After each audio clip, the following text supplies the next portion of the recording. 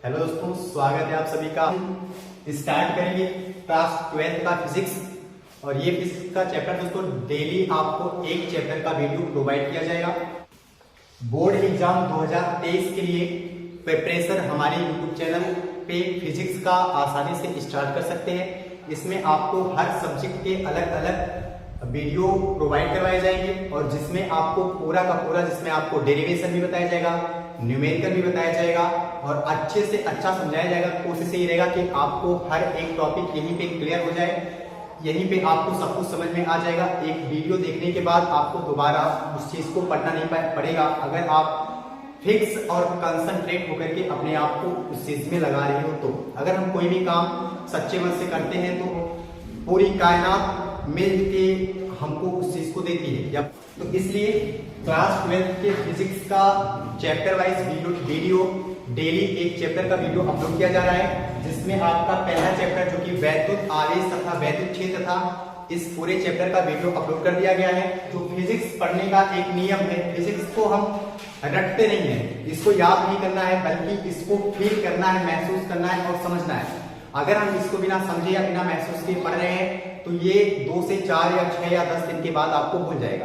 इसलिए फिजिक्स को हम एकदम से महसूस करके पढ़ेंगे। जैसे सपोज दैट अक्सर हमें विभव के बारे में बताया जाता है, विभवांतर के बारे में बताया जाता है, क्या होता है विभव, विभवांतर क्या होता है, तो ये सब चीजें हमको बार बार बताई जाती है।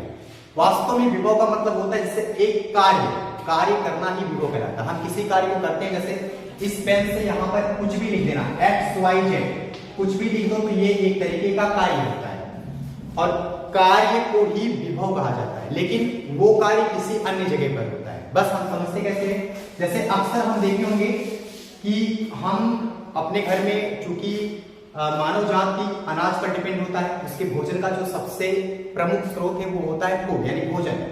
तो भोजन में दोस्तों अक्सर हम देखते हैं कि हम धान को कुटवाने के लिए या गेहूं पीसने के लिए मशीन पर रखते हैं। तो सपोज दैट मान लीजिए कि हम मशीन पर गेहूं रखे हुए हैं। अब मशीन पे गेहूं जब पिसा जाएगा तो उसको लेकर के घर पे आना रहेगा।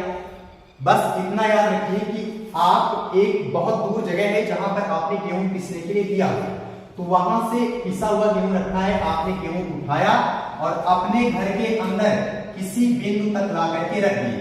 इस बीच में आपको जो कार्य करना पड़ता है उसी कार्य को कहते हैं वैद्युत विभव यानी विभव कहते हैं। विभव क्या होता है, तो अनंत पर एक अनंत जगह है, इनफाइनाइट अनंत, यहां पर गेहूं रखा हुआ है। या सपोज जैसे हम जब फिजिक्स में पढ़ते हैं तो इसी को हम आवेश मानते हैं, लेकिन जब हम इसको फील करना चाहते हैं तो हम इसको एक एग्जांपल समझेंगे जो हम लोग अक्सर अपने घरों में यूज करते हैं। तो सपोज मान लेते हैं कि 2-3 हमारे घर से एक दूरी है अनंत, वहां पर ढेर सारा गेहूं रखा हुआ है, मतलब गेहूं रखा नहीं हुआ, वहां पर एक मशीन है जहां पर गेहूं की पिसाई होती है। तो हमने क्या किया कि हम गेहूं को वहां पर रखा है। तो मान लेते हैं कि जहां पे गेहूं रखा हुआ है वो जगह है अनंत इनफाइनाइट, और वहीं पे है हमारा गेहूं। उस गेहूं को जब पीस दिया जाएगा, तो पिसा हुआ गेहूं पे वहां पे गेहूं पीस दिया गया तो हो गया आटा, और वो वहां पर रखा हुआ है।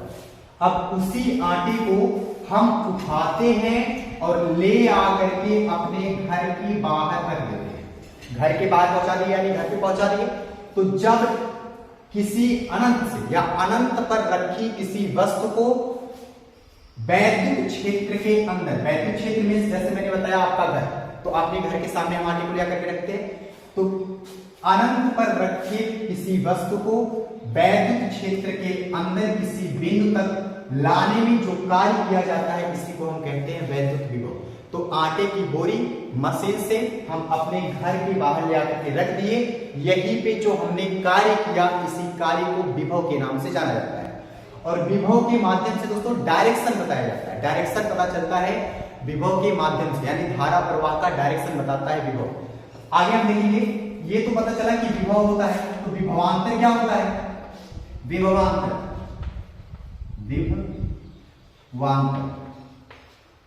विभव समझ में आ गया कि हमने अनंत से किसी वस्तु को ले आकर के वैद्युत क्षेत्र के अंदर किसी बिंदु तक रख दिया, इसके बीच में जो हमें कार्य करना पड़ा उसी को हम कह दिए विभव। तो विभवांतर। अब हमने आटे की बोरी को रखा कहां पे, तो बोरी को हमने रखा अपने घर के सामने। अब पूरा वो सर्कल तो हमारे घर के एरिया में आ रहा है। अब घर के एरिया में अगर आ रहा है तो घर में से उसको अंदर कमरे में किचन तक भी ले जाया जाएगा। मान लेते हैं कि यह बोरी जो है ये है घर, और घर के यहाँ पे सामने बोरी को रखा हुआ है। अब हम जानते हैं कि इस बोरी को यहाँ पे नहीं रखना है, बल्कि हमें ले जाकर के किचन में रखना है। तो किसी निश्चित क्षेत्र के अंदर किसी वस्तु को एक बिंदु से दूसरे बिंदु तक ले जाने में जो कार्य किया जाता है उसी कार्य को कहते हैं विभवांतर। तो इस तरीके से फ्रेंड्स हम कभी भी फिजिक्स में रट्टा नहीं मारेंगे। कोशिश यही रहेगा कि फिजिक्स में एक भी पॉइंट रटना ना पड़े, सबका सब यही पे हमको समझ में आना है, ना सब कुछ यही पे करना है, सब कुछ यही पे करना है आपको। तो फिजिक्स में हमने देखा नॉर्मल तरीके, ये कोई टॉपिक या किसी खास चैप्टर को नहीं दिया गया है, ये ऐसे नॉर्मली आपको बताया जा रहा है कि वास्तव में हकीकत है क्या, इस आपको ये रियलाइज कराया जाएगा, महसूस करवाया जाएगा, ये बताया जाएगा, फील करवाया जाएगा कि वास्तव में फिजिक्स होता क्या है। तो फिर से हम देखें कि हम जब आटे की चक्की से आटे को ले आकर के अपने घर में रख दिए, तो हमने माना कि आटे की चक्की अनंत पर है और वहां से आटा उठा करके वैद्युत क्षेत्र के अंदर अपने घर के अंदर किसी घर के बाहर, मान लेते हैं दरवाजे के बाहर किसी बिंदु पे ला करके रख देते हैं। तो इस बीच में हमें जो कार्य करना पड़ता है यही कार्य कहलाता है विभव। और विभवांतर क्या होता है, जो हमने आटे की चक्की से लाए हुए आटे को घर के सामने रखा था, तो वो घर के सामने तो रखना नहीं था, उसको पहले हम बाइक से या साइकिल से जब भी सामान को ले आते हैं तो पहले घर के सामने ही रखते हैं। वही कहेंगे अनंत से किसी वस्तु को यहाँ तक हमने लाया, इस बीच में हमने जो कार्य किया उसी कार्य को हम बोलेंगे वैद्युत विभव। विभव क्या होता है, तो अनंत पर रखे हुए परीक्षण आवेश को वैद्युत क्षेत्र के अंदर किसी बिंदु तक लाने में जो कार्य किया जाता है उसी कार्य को कहते हैं वैद्युत विभव।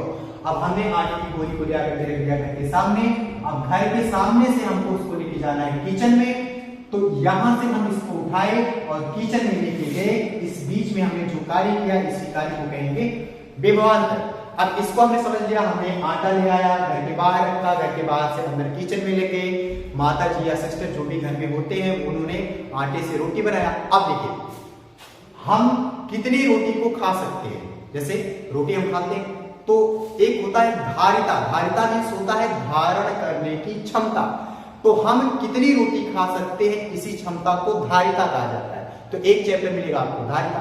इस तरीके से आपको फिजिक्स केवल महसूस करना है, फील करना है कि हाँ ऐसा हो सकता है, तब आपको फिजिक्स और बेटर तरीके से, बेस्ट तरीके से समझ में आएगा। कंपैरिजन लाइन जो हम पहले के तरीके से पढ़ते थे, तो फिजिक्स आपको रटना नहीं है, आपको ज्यादा परेशान नहीं होता है, सब कुछ आपको इस चैनल पे हर एक चैप्टर में बेहतरीन तरीके से पढ़ाया जाएगा।